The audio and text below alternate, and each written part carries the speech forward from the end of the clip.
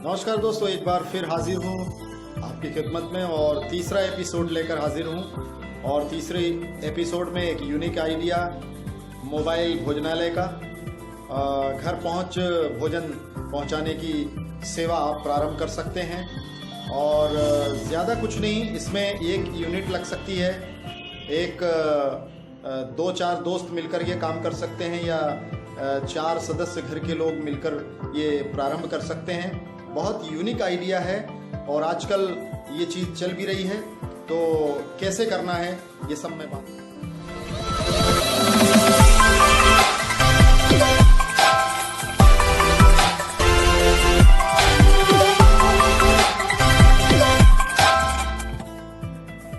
सबसे पहले तो साथियों अपना एक विजिटिंग कार्ड बनाएं, उसमें मेनू प्रदर्शित करें, एक चित्र प्रदर्शित करें और अपनी सेवा शर्तों के बारे में और अपने समय के बारे में आप प्रदर्शित करें और लोगों को वितरण करना प्रारंभ करें ताकि आपके बारे में जान सकें वो कि आप क्या करते हैं और क्या करना है।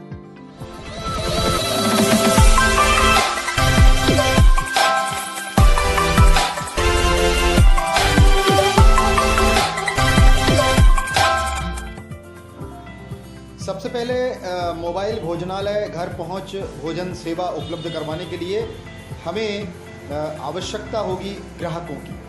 अब ग्राहक कहाँ ढूंढें ये हम बताते हैं आपको। ग्राहक आप ढूंढ सकते हैं सरकारी ऑफिसों में, और जो सरकारी कर्मचारी, प्राइवेट कर्मचारी रोज अपने घर से अप डाउन करते हैं, एक शहर से दूसरे शहर आते हैं नौकरी करने के लिए, उनकी बस के कंडक्टर ड्राइवर से आप संपर्क कर सकते हैं। बस जहां खड़ी होती है वहां पर सुबह शाम जाकर आप संपर्क कर सकते हैं, अपना विजिटिंग कार्ड दे सकते हैं। ऑफिस के कर्मचारियों से ऑफिस में जाके मिल सकते हैं, उनके आसपास के चाय ठेलों पर जाकर मिल सकते हैं आप, और टीचर स्टाफ से मिल सकते हैं, पुलिस स्टाफ से मिल सकते हैं, कृषि मंडी जो उपज जहां पर किसान बेचने आते हैं वहां जाकर के मिल सकते हैं। और बहुत से तरह के जो शॉपिंग कॉम्प्लेक्स हैं जहां पर बहुत सारे व्यापारी अपनी दुकान खोल के बैठते हैं, वहां उनके ग्रुप से मिल सकते हैं। और जो फुटपाथ पर सामान बेचते हैं उनके ग्रुप से आप संपर्क कर सकते हैं, उन समूहों के व्यापारियों से संपर्क कर सकते हैं। ऐसे आपको बहुत अलग अलग तरह के ग्राहक मिल जाएंगे और उनसे भोजन संबंधी आप विजिटिंग कार्ड देंगे तो वो अवश्य आपको ऑर्डर देंगे और अवश्य ही आपकी मोबाइल भोजनालय की जो दुकान है वो आगे चल पड़ेगी। और आगे हम आपको बताते हैं कैसे क्या।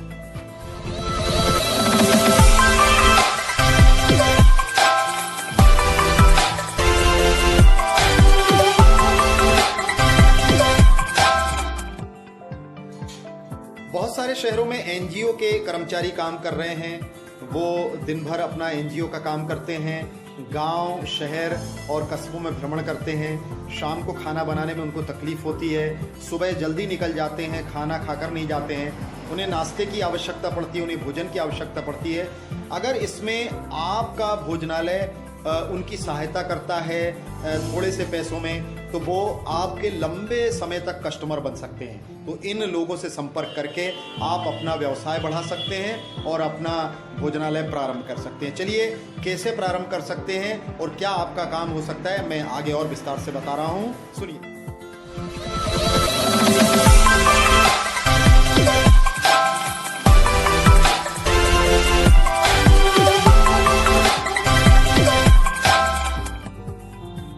संपर्क करने के दौरान आप वो आपसे भोजन खरीदें न खरीदें, आपकी भोजन सेवा उपलब्ध करवाने की सेवा प्रारंभ करें अथवा ना करें, लेकिन उनका विश्वास जीतें, आचार विचार अच्छे दिखाएं और आप उनका व्हाट्सएप नंबर जरूर ले लें। व्हाट्सएप से एक ग्रुप बनाएं और ग्रुप बना करके बहुत शालीनता से उनके पास मैसेज भेजें, बहुत शालीनता से मेनू भेजें और जो भोजन आपने बनाया है दूसरों को जो सप्लाई कर रहे हैं उसका चित्र भी भेजें और समय भी भेजें।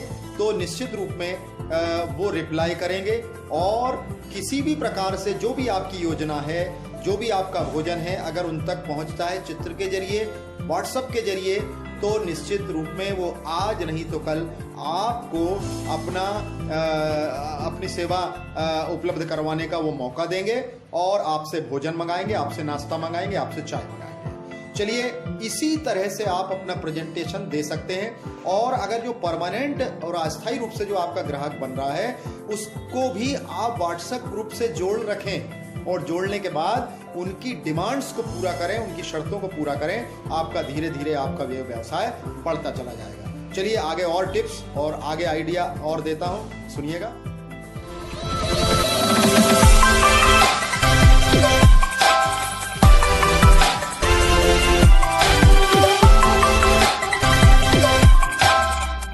जब आपकी दुकान चल पड़ेगी, आपका भोजन लोग खाने लग जाएंगे, आपसे डिब्बे मंगाने लग जाएंगे, आपसे पार्सल मंगाने लग जाएंगे, तो आप रोज पैसा उनसे कलेक्ट कर सकते हैं। जो जिस तरह का ग्राहक है उससे रोज पैसा कलेक्ट कर सकते हैं, साप्ताहिक रूप में पैसा कलेक्ट कर सकते हैं, 15 दिन आप पैसा कलेक्ट कर सकते हैं, या मासिक रूप से ग्राहक से आप पैसा कलेक्ट कर सकते हैं।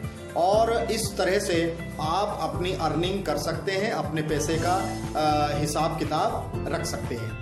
अब आपसे बहुत सारे जो है पढ़े लिखे एम्प्लॉइज जुड़े रहेंगे, क्योंकि बहुत सारे लोग प्राइवेट और सरकारी में नौकरी करने जाते हैं, तो पढ़े लिखे अक्सर लोग हुआ करते हैं। तो आप निश्चित रूप में इस तरह की बात कर सकते हैं कि आप उनको एक साल भर का कैलेंडर भेंट कर सकते हैं। आप इस तरह का उनको गिफ्ट दे सकते हैं। एक आप अपने भोजन सामग्री का मासिक कार्ड दे सकते हैं, जिससे हिसाब किताब रखने में कोई दिक्कत परेशानी नहीं आएगी कि किस दिन मैंने खाया और किस दिन।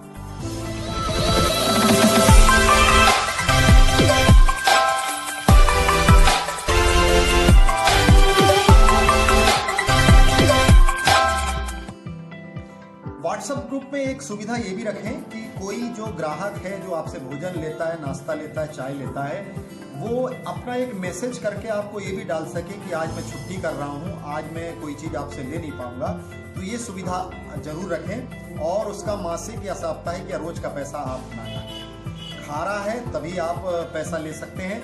इस तरह की आप सुविधा देंगे तो लोगों को लगेगा नहीं, बचत भी होती है और समय दर समय हमारी मांग भी होती है।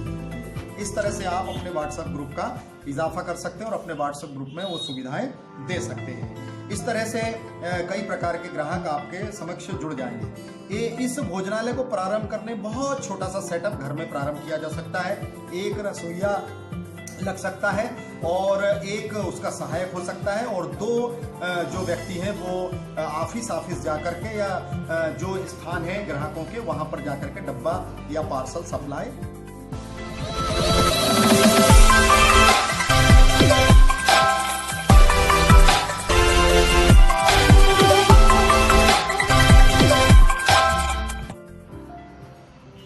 नाश्ते में 3 तरह की कीमतें रख सकते हैं। 10 रुपए का नाश्ता, जिसमें आप एक पोहे की प्लेट दे सकते हैं और एक चाय दे सकते हैं। 15 रुपए का नाश्ता, उसमें चाय, पोहा और एक कचौरी या समोसा या आलू बंडा दे सकते हैं। और 20 रुपए के नाश्ते में आप एक मीठा दे सकते हैं, एक चाय दे सकते हैं, एक पोहा दे सकते हैं और एक समोसा, कचौरी या आलू बंडा, उसमें से कोई भी एक दे सकते हैं। इस तरह से नाश्ता करने वाला 20 रुपए में अच्छी से अच्छी वैरायटी आपसे प्राप्त कर सकता है। उसी तरह से खाने की 3 आप स्तर रख सकते हैं। 50 रुपए की थाली, 70 रुपए की थाली या 80 रुपए का डिब्बा, इस तरह से रख सकते हैं। 50 रुपए में 6 रोटियां रख सकते हैं आप, एक दाल, एक सब्जी और थोड़े चावल रख सकते हैं आप। 70 रुपए में चावल, दाल, सब्जी और 7 रोटी दे सकते हैं। और 80 रुपए में आप दे सकते हैं सलाद दे सकते हैं, पापड़ दे सकते हैं, सब्जी, दाल, थोड़े चावल और 8 रोटी दे सकते हैं। 70 रुपए वाली थाली में थोड़ी सलाद भी आप दे सकते हैं। इस तरह से आपके 3 तरह के डिब्बे बन जाएंगे, 3 तरह की थालियां बन जाएगी और व्यक्ति संतुष्ट आपके भोजन से।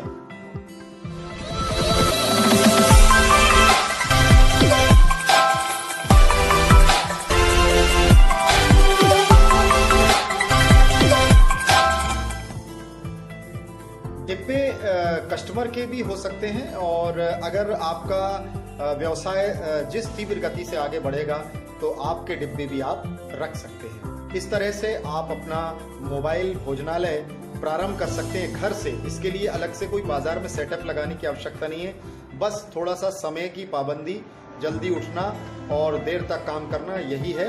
घर के 4 सदस्य मिलकर काम कर सकते हैं या 4 दोस्त मिलकर काम कर सकते हैं।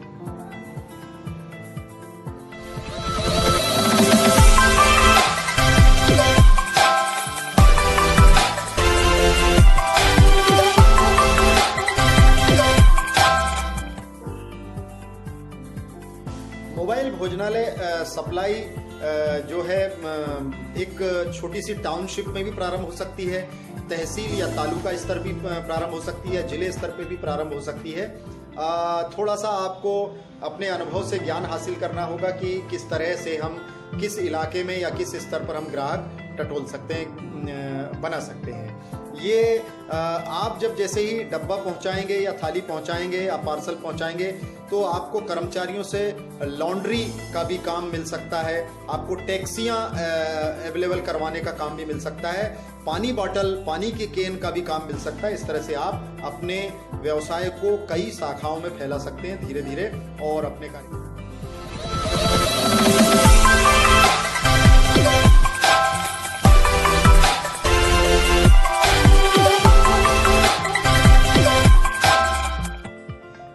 इस व्यवसाय को जो भी लोग प्रारंभ करना चाहते हैं तो सबसे पहले प्रतिदिन जो खाद्य सामग्री और जितना खर्च हो रहा है उसकी एक डायरी मेंटेन करें और कितना हमको अर्निंग हो रही है उसका मेंटेनेंस करें। तो इस तरह से आप आय व्यय का, खर्च का और आय का ये लेखा जोखा जब रख पाएंगे तो व्यवसाय करने में आपको शुरुआती दौर से तकलीफ नहीं होगी। लेकिन अगर हम बेअंदाजी खर्च करेंगे और बेअंदाजी आय इधर उधर करने की कोशिश करेंगे, उसका अंदाजा नहीं रखेंगे, उसका हिसाब किताब नहीं रखेंगे तो हमें तकलीफ।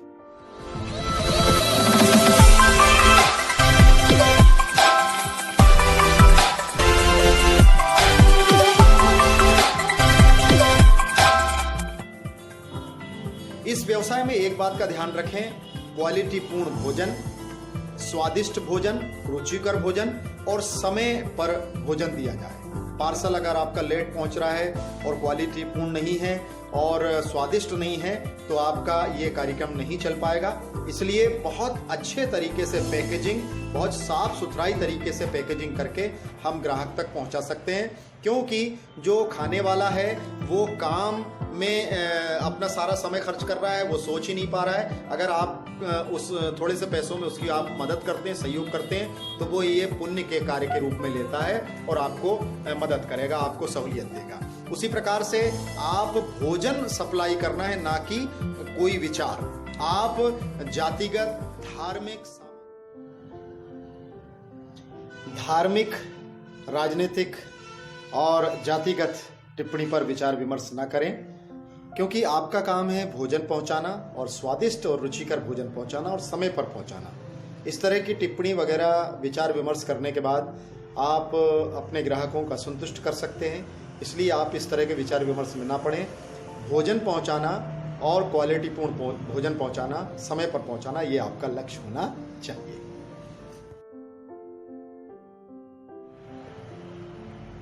वहीं आपके प्रत्येक ग्राहक से 1 माह बाद फीडबैक फॉर्म भरवाना ना भूलें, जिसमें वो किस प्रकार का खाना खाना चाहता है ये भरवा लें, किस तरह का उनका व्यवसाय है, पद प्रतिष्ठा में है ये भरवा लें, और किस तरह से जो पहले हमने उनको भोजन खिला चुके हैं उसमें क्या कमियां थी और क्या क्वालिटियां थी ये भी आप कर सकते हैं। इससे आपके मोबाइल भोजनालय की दशा और दिशा तय होगी कि आपको किस तरह के भोजन में अपना खर्च करना है और किस तरह के भोजन और किस तरह के प्रकार के व्यक्ति को आप भोजन परोस रहे हैं और वो किस तरह का भोजन करना चाहता है। इससे आपके भोजनालय की एक दशा और दिशा तय होगी और हर चीज को आप मेंटेन कर सकते हैं।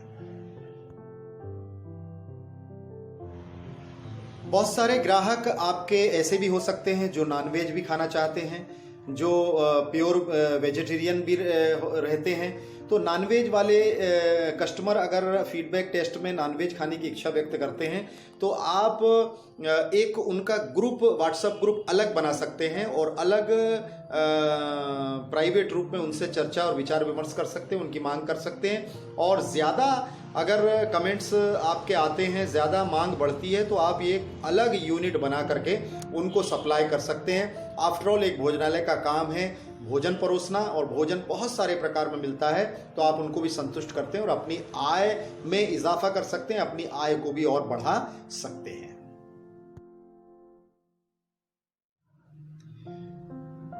मोबाइल भोजनालय एक नया कॉन्सेप्ट है, यूनिक आइडिया है, नया नजरिया है, नई सोच है। तो 4 सदस्य मिलकर के, 4 दोस्त मिलकर के और 4 घर के सदस्य मिलकर के प्रारंभ कर सकते हैं और अपनी आय में इजाफा कर सकते हैं और बहुत एक अच्छा कल्चर मैनेजमेंट कर सकते हैं, मैनेज कर सकते हैं और आप इससे आय कमा सकते हैं। इसी प्रकार से आप अपने भोजनालय की दूसरी यूनिटें भी खोल सकते हैं और एक अच्छे व्यवसायी बन सकते हैं। तो ये था तीसरे एपिसोड में नई सोच, नया नज़रिया, नया आइडिया, लो हो गया कमाल। आप देख रहे हैं आपका अपना कार्यक्रम आज़ाद के आज़ाद ख्याल। चलिए अगली बार अगले एपिसोड में एक नई नज़रिए और नए कॉन्सेप्ट के साथ आपसे मुलाकात होगी। तब तक के लिए मैं आपसे अलविदा लेता हूँ।